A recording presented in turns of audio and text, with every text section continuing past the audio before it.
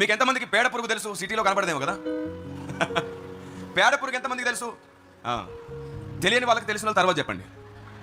తేనెటీగ పేడ పురుగు స్నేహం చేసుకునేంట, ఫ్రెండ్షిప్. ఈ తేనెటీగ చెప్పిందంట పేడ పురుగుతో, పేడలో పురుగా ఎంతకాలం పేడలో బతుకుతావు, నా మధురమైన తేనెని నేను నీకోసం ఇస్తాను, దయచేసి పేడ తింటాం మానేసాయి అని చెప్తే ఆ పేడ పురుగు అనిందంట, ఎంత మాట అన్నావు నువ్వు, మా తాతలు ముత్తాతల తాతలు అందరం కూడా పేడలోనే ఉన్నామే, మా పేడ వదిలేయమంటావా, మర్యాదగా ఉండదు నీకు.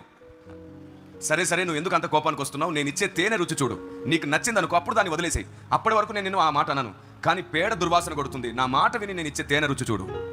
బతిమాలి ఒకసారి ఒప్పించేసింది. ఇంకా పేడ పురుగు అనింది, సరే పెట్టు అని. మంచి తేనె చేతిలో పెడితే చక్కగా అది చప్పరించి ఏమంటుందో తెలుసా? అబ్బే,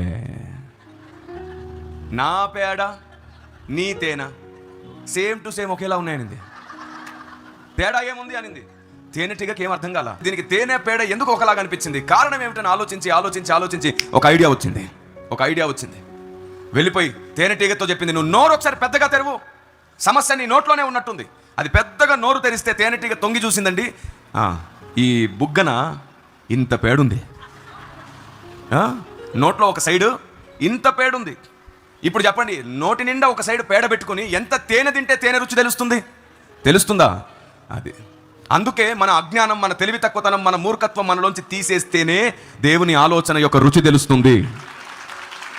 మార్చుకోవడానికి ఇష్టపడితేనే మాట్లాడడానికి ఇష్టపడతాడు ఆయన. ఈ స్టేట్మెంట్ ఎప్పుడు మర్చిపోకండి.